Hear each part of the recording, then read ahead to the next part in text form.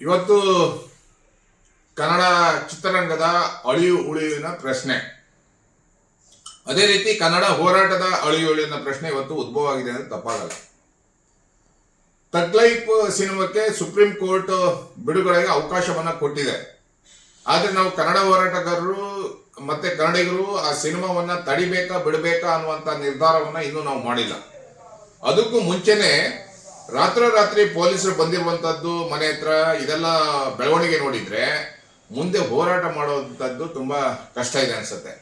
ಈ ರೀತಿ ರಾತ್ರಿಯಿಂದ 10-15 ಜನ ಪೊಲೀಸರು ಮನೆ ಹತ್ರ ಇರುವಂತದ್ದು, ನಮ್ಮನ್ನು ಕಾಯುವಂತದ್ದು, ಎಲ್ಲಿ ಹೋಗ್ತೀರಿ ಕೇಳುವಂತದ್ದು, ಏನ್ ಮಾಡ್ತೀರಾ ಅನ್ನುವಂತ ಕೇಳುವಂತದ್ದು ಅಂದ್ರೆ ನಮ್ಗೆ ಕಾನೂನಿನಲ್ಲಿ ಸ್ವಾತಂತ್ರ್ಯ ಇಲ್ವಾ ಅನ್ನುವಂಥ ಪ್ರಶ್ನೆ ಇವತ್ತು ನಾವು ಹಾಕಬೇಕಾಗತ್ತೆ. ನಾನಿವತ್ತು ಕನ್ನಡಿಗರಲ್ಲಿ ಮನವಿಯನ್ನ ಮಾಡ್ಕೊತಾ ಇದ್ದೀನಿ, ಕನ್ನಡ ಹೋರಾಟಗಾರರಲ್ಲಿ ಮನವಿಯನ್ನ ಮಾಡ್ಕೊತಾ ಇದ್ದೀನಿ, ಮತ್ತು ರಾಜಕಾರಣಿಗಳು ಮತ್ತು ಕನ್ನಡದ ಪರವಾಗಿರುವಂತಹ ರಾಜಕೀಯ ಪಕ್ಷಗಳು ಮತ್ತು ವಾಣಿಜ್ಯ ಮಂಡಳಿ ಇವತ್ತು ತಗ್ ಲೈಫ್ ಸಿನಿಮಾವನ್ನ ಎಲ್ಲ ಬಹಿಷ್ಕಾರ ಮಾಡಿದ್ದಾರೆ. ಒಂದು ಪಕ್ಷ ಕರ್ನಾಟಕದಲ್ಲಿ ಬಿಡುಗಡೆಯಾದ್ರೆ ಮೊದಲನೇದಾಗಿ ಎಲ್ಲ ಕನ್ನಡ ಹೋರಾಟಗಾರರು ಟಿಕೆಟ್ ಅನ್ನ ಪಡೆದು, ನಮಗೆ ಸಂವಿಧಾನದಲ್ಲಿ ಹಕ್ಕಿದೆ, ಟಿಕೆಟ್ ಅನ್ನ ಪಡೆದು ಸಿನಿಮಾವನ್ನ ನೋಡುವಂತ ಕೆಲಸ ನಾವು ಮಾಡ್ತೀವಿ ಅನ್ನುವಂತ ಸಂದೇಶವನ್ನ ಸ್ಪಷ್ಟವಾಗಿ ಕೊಡ್ತಾ ಇದ್ವಿ. ಯಾಕಂದ್ರೆ ಇವತ್ತು ಕನ್ನಡ ಚಿತ್ರರಂಗ ಸ್ವರ್ಗಿದೆ. ಚಿತ್ರರಂಗ ಕನ್ನಡ ಸಿನಿಮಾಗಳನ್ನ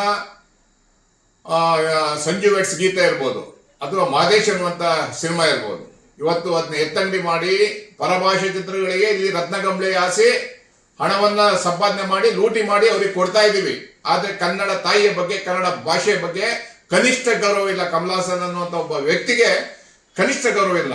ಇದನ್ನ ತೀವ್ರವಾಗಿ ವಿರೋಧಿಸಬೇಕಾಗತ್ತೆ. ಒಬ್ಬ ವ್ಯಕ್ತಿಯ ವಿರುದ್ಧ ಇಡೀ ಸರ್ಕಾರ ನಿಂತ್ಕೋಬೇಕಾಗತ್ತೆ.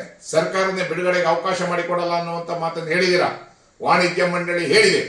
ಒಂದು ಪಕ್ಷ ಕರ್ನಾಟಕದಲ್ಲಿ ಬಿಡುಗಡೆ ಆದ್ರೆ ನಾವೆಲ್ಲ ಕನ್ನಡ ಹೋರಾಟಗಾರರು, ಪ್ರತಿಯೊಬ್ಬ ಕನ್ನಡ ಹೋರಾಟಗಾರನು ಸಿನಿಮಾವನ್ನ ನೋಡೋದ್ರ ಮುಖಾಂತರ, ಟಿಕೆಟ್ ಅನ್ನ ತಗೊಂಡು ಸಿನಿಮಾವನ್ನ ನೋಡೋದ್ರ ಮುಖಾಂತರ ನಾವು ಸ್ಪಷ್ಟವಾದ ಸಂದೇಶವನ್ನ ಕೊಡಬೇಕಾಗತ್ತೆ ಅನ್ನುವಂಥದ್ದು ನಾವು ಹೇಳಬೇಕಾಗತ್ತೆ. ನಮಸ್ಕಾರ.